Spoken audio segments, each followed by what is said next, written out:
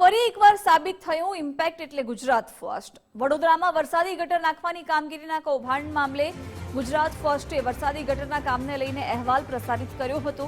ગુજરાત ફર્સ્ટના વરસાદી ગટરના અહેવાલ બાદ હવે તંત્ર દોડતું થયું છે અને તાત્કાલિક વરસાદી ગટરની સાફસફાઈની કામગીરી હાથ ધરી છે। અહેવાલ બાદ કોન્ટ્રાક્ટર સ્થળ પર પહોંચી અને કામ કરાવી રહ્યા છે। હજુ પણ શહેરમાં વરસાદી ગટરની તપાસ કરાતા પોલ ખુલી શકે છે। ચોમાસા પહેલા નાગરિકોના હિતમાં યોગ્ય કામગીરી કરે તે જરૂરી બન્યું છે।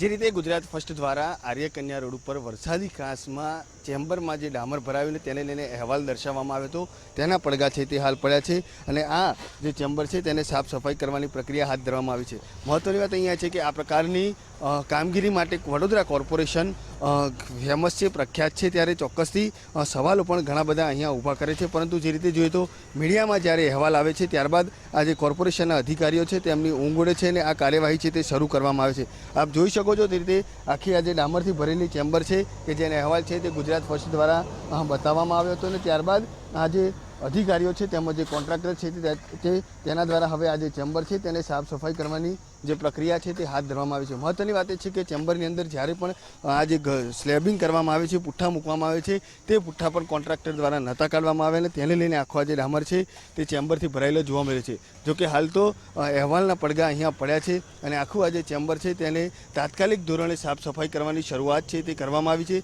પહેલાંથી જ જો આ પ્રકારની કામગીરી કરવામાં આવી હોત તો ચોક્કસથી સવાલો છે તે અહીંયા ઊભા ન થાત, પરંતુ ક્યાંક ને ક્યાંક મીડિયામાં જ્યારે અહેવાલ આવે છે, જ્યારે સમાચાર બતાવવામાં આવે છે ત્યારે જ ક્યાંક ને ક્યાંક અધિકારીઓ તેમજ કોન્ટ્રાક્ટરોની ઊંઘ ઉડે છે અને કામગીરીની શરૂઆત કરે છે। કેમેરામેન લીકે સોલંકી સાથે અલ્પેશ સુથાર, ગુજરાત ફર્સ્ટ, વડોદરા।